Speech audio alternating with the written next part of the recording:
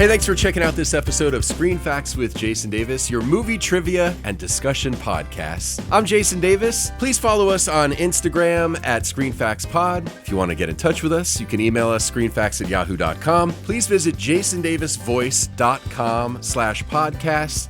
If you are a big fan of the show and you want to show some love, throw a little money in our hat, so to speak, and support the show with either a donation or if you want to buy Screen Facts merchandise so you could be like a billboard for us, that'd be cool too. If you don't want to do any of that, that's fine too. We just appreciate that you're listening to this. So joining me for today's episode, one of my favorite people in the entire world, Raushanah Williams. What's going on? Thank you so much for joining me for this episode. We're going to talk about a movie that is one of my all-time favorites, and I'm probably opening myself up to lots of internet trolls by saying that. I don't give a shit, because this movie, to me, is amazing. Gordy's The Last Dragon is the subject of today's podcast. Okay, so why do you have me on this particular podcast? What do you know? Well, you're black. That is very true. So, no, and honestly, when we first started talking about doing the podcast together, we were trying to come up with movies that we would both share an interest in or whatever, right? Now, I don't think this is strictly a black person's movie, okay? I don't think it is either. I don't think that any movie is particularly That's true. Black or white. I feel like everyone should be able to watch it, but I would say it's certainly black-centric. Is that fair? I'm going to just say it. I'm going to be honest with you. Mm-hmm. This may be extremely racist on my part. As a friend, you are my friend. Right. I don't really think that I would have thought that The Last Dragon would have hit your list. Like, it is such a black movie. And it is a black cult movie. It's what I would consider a cult classic. There are black people who have never seen The Last Dragon. And I think I'll blow your mind even further. Okay. I saw The Last Dragon in the movie theater. So you went purposefully. See, I paid money to see The Last Dragon. This is amazing. I love this. I love this that you actually saw this in the theater. In the theater. Here's the thing about this movie. Yes, it's definitely a black-centric movie, but it's also very MTV-like in a lot of ways. Okay. And I grew up in a time when MTV meant the world to me. Like, MTV was huge. I mean, the character Faith Prince plays her, Angela Veraco is the character. She's modeled after Cyndi Lauper. I mean, it doesn't get any more 80s than that, no, right? It doesn't. Or MTV. No, so yeah, I don't even remember how I found out about this or was interested in seeing it, but I enjoyed it the first time I saw it in the theater, and I've been enjoying it for 40 years. This is a movie I go to a lot, and I can enjoy it and find new things to enjoy about it. There's so many things. There are just so many things about this movie that are just special to me for so many reasons. This movie came out when I was still 6 years old. And after seeing this movie, this was the first album soundtrack that I ever purchased. Ever. Interesting. As a child, I used my birthday money and asked my mom if I could buy the soundtrack. First of all, what 6-year-old is buying soundtracks? Me. Right. So we'll just start there. But I wanted this album because I loved the music in this. That's number one. Mm-hmm. Number two, one of the reasons I loved it so much was because I had a love for Kung Fu movies. Mm-hmm. So my uncle and I would spend... You're familiar with like Sundays when they would play Kung Fu and they would like kind of just play Kung Fu movies all day. Like on Channel 5? Like on Channel 5 or something like that. Yeah, they would just like play Kung Fu movies. Yeah. And my uncle and I would lay on the floor and just watch Kung Fu movies all day. With the bad dubbing and stuff? With the bad dubbing. Hey, you. Charlie. Oh, yeah. And it's this whole thing, right? So, no. Right, exactly. Right? So it's like... It was the whole thing, right? So now here comes The Last Dragon, and it's black folk. Right. And it's Kung Fu. Listen, it don't get no better than that. Black movie, people in Kung Fu? Like, I love this. I think I liked it, obviously, for the fighting, because the fight scenes are great in this movie. They really were. The music... This movie has a little bit of everything. It does. Action, fighting, comedy, music, yes. Like visually, it's dynamic. It's got bad acting. This was the best bad movie ever. This is by far You talk about movies that are so bad they're great. This is like near the top of the list, if not at the top of the list. Right. This, for me, I think it's at the top of my list. Like, Yeah. what if somebody It might be asked for me too, actually. What is the worst movie, but it's your favorite movie, even though it is the worst movie probably ever written? I'd have to say The Last Dragon because there was nothing really to this movie. Storyline wise, it's a little loose. It was quirky. It was a quirky like. Actually, wait. I'm going to stop you for a second. It made sense. I'm going to stop you for a second. Okay. I think there's a storyline in this movie that's actually pretty cool. He's on this quest to find the glow, right? Christ, come on. But wait a minute. Wait a minute. To find the what? Did you hear yourself say that? I want you to say it again, just so you can hear yourself say it. Say it again. He's on a quest to find the glow, the final level. Now, I think it's a metaphor for finding your purpose in life. Am I putting too much meaning on this movie, maybe? Or I don't know. Maybe I was high the other night when I watched it, and that's why I felt this way. But I watched it the other night. I'm going to let you have it. I'm going to let you have it because you know what? Metaphorically, absolutely.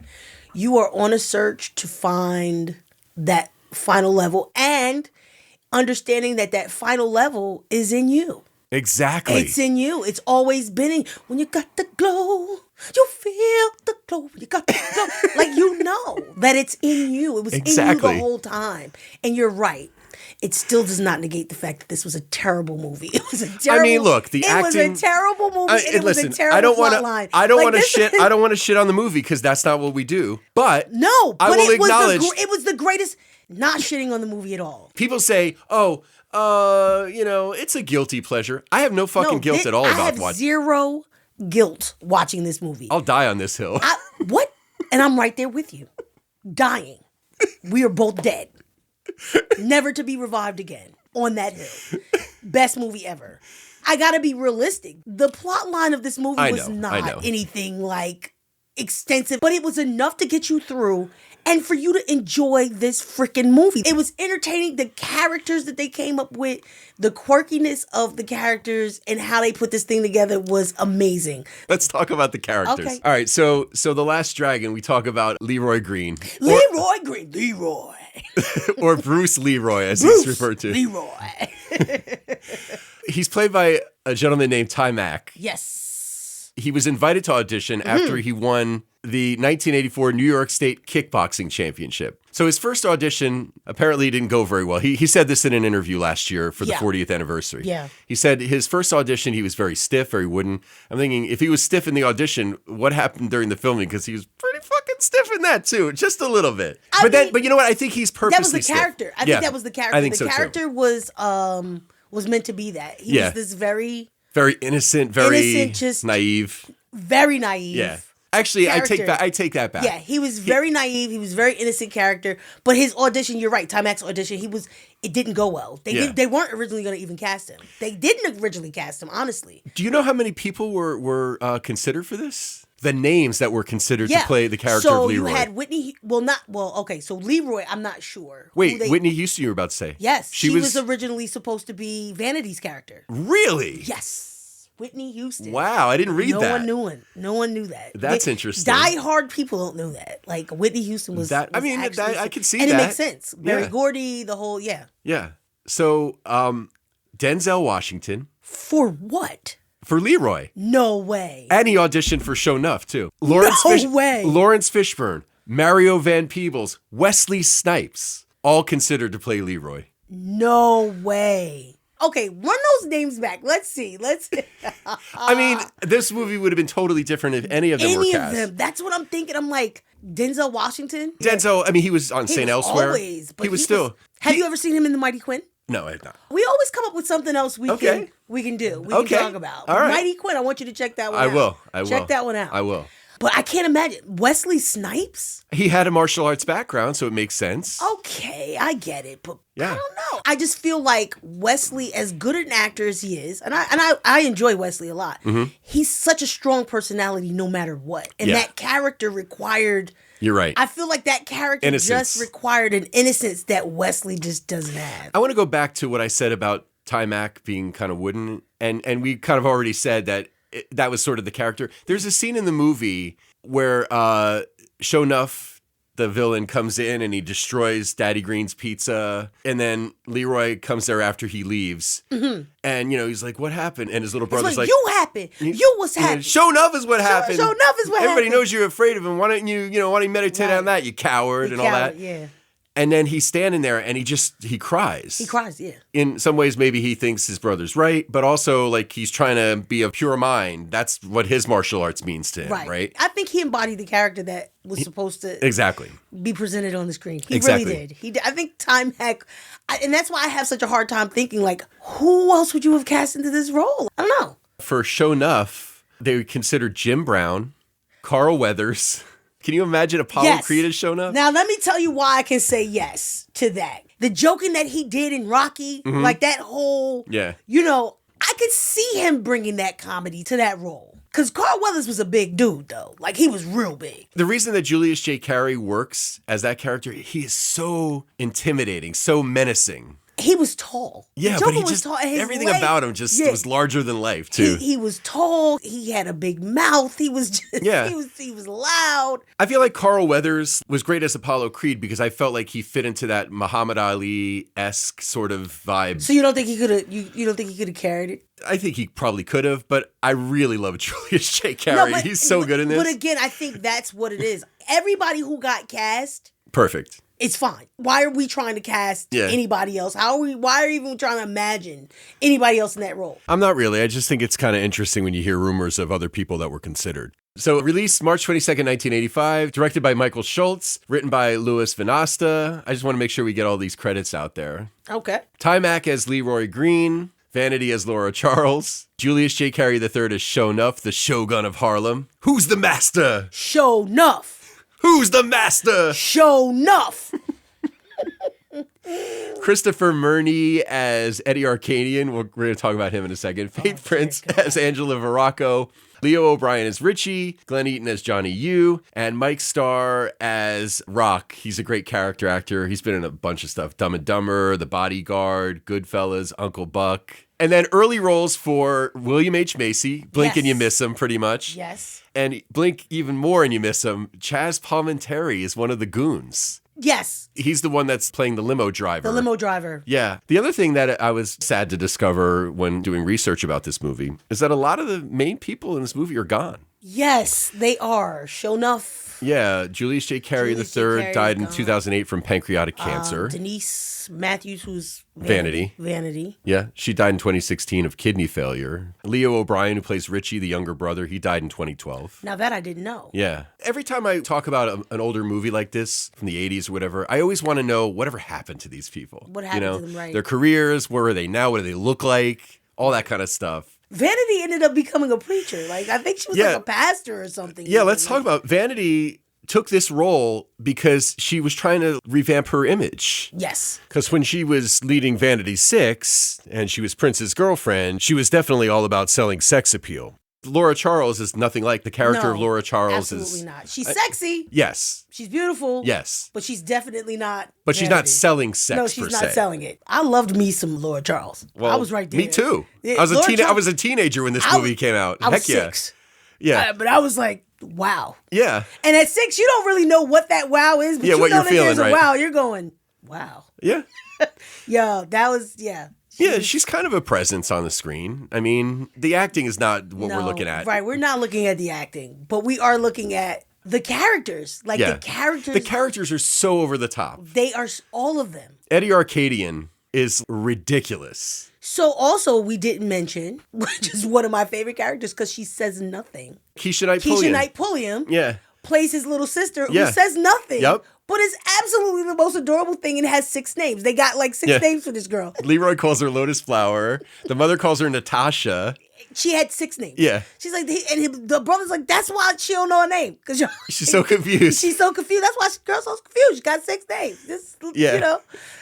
Hilarious. Keisha Knight Pulliam. And she was a tiny, tiny thing. We're about the same age, though. She had already done the first season of Cosby when she was in this movie. I actually met her. Did you? Yeah. Years ago when I was working in radio in Charlottesville, Virginia. Okay. I did an event with the radio station. It was a charity event, a softball game. I don't know why or how they got her. She came as sort of a special guest. Okay. She didn't play. Very nice. This was like, I want to say this was 2000, 2001. Okay. 2002 maybe. I often wonder about actors like that. Child actors. Child actors and actors who have played a specific role for so long and they get locked into that role. And then when that show is done, I feel like it's very hard for them to find other roles because people can't see them past that. I'm always happy to see when an actor that started as a kid is still able to act. And is ends still up having work. a successful career as an adult too. Jason Bateman's a great example of that. So, who do we want to talk about specifically? I mean, we could probably do a whole podcast about Show Enough. Oh my God.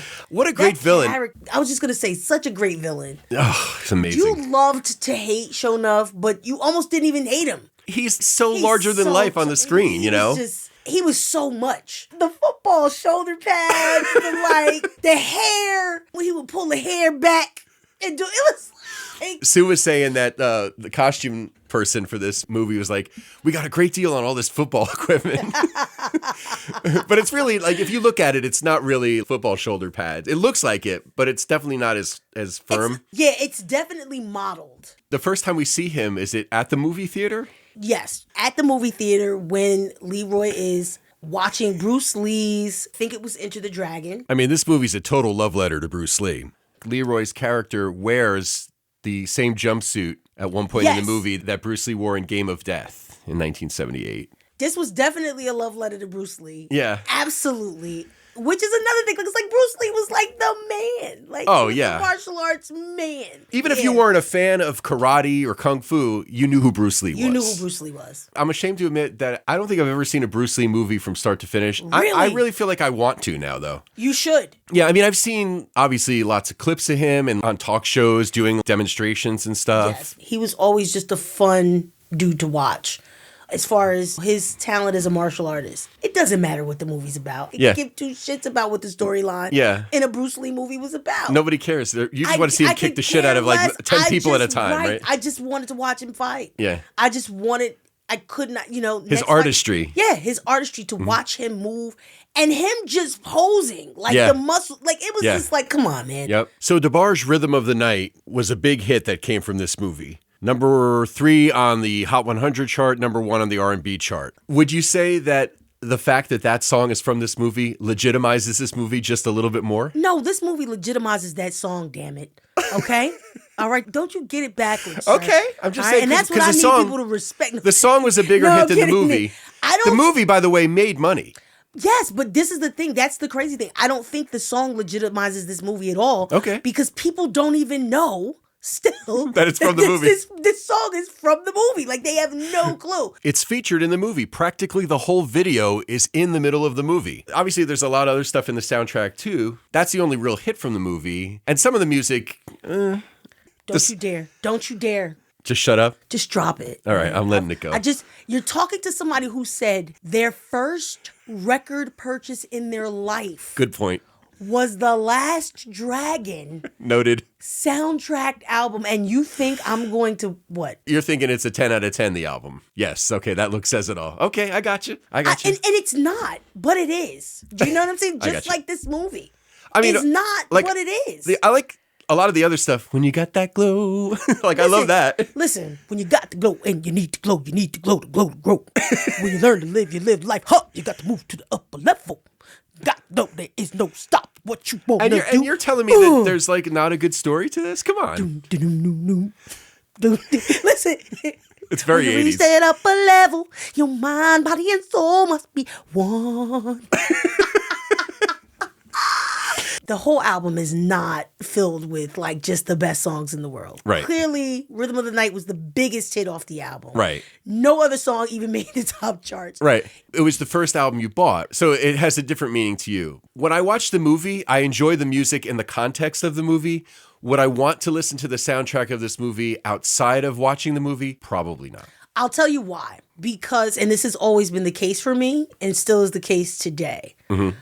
I so closely relate music to a movie that when I listen to the music, I don't need to see the movie. I got you. So yes, for me as a kid, to be able to watch that movie over and over again in my head, 10 out of 10. Yeah. Here's a mind-boggling fact. Okay. Julius J. Carey had no martial arts background when he was cast in this movie. I believe that. I think he pulls it off pretty good. I didn't say he didn't pull it off, but I believe it. Yeah. Because somebody who watched a lot of martial arts and was really into martial arts, my mom wouldn't let me take karate classes because she said it would interfere and go against all of my formal dance training because the positioning of your feet is completely different. So you're required to do different things with stances for karate than you are when you're dancing. I took formal training, ballet and jazz. Learning new things. Exactly. So she told me no, but I was such a fan of martial arts and have been. I look at him, I absolutely know he has zero. He learned how to fight on this movie. That's funny. I mean, martial arts was pretty popular in the 70s and 80s anyway because of Bruce Lee. Right. But I mean, Chuck Norris, The Karate Kid came out a year before this. That movie was gigantic for karate. Huge.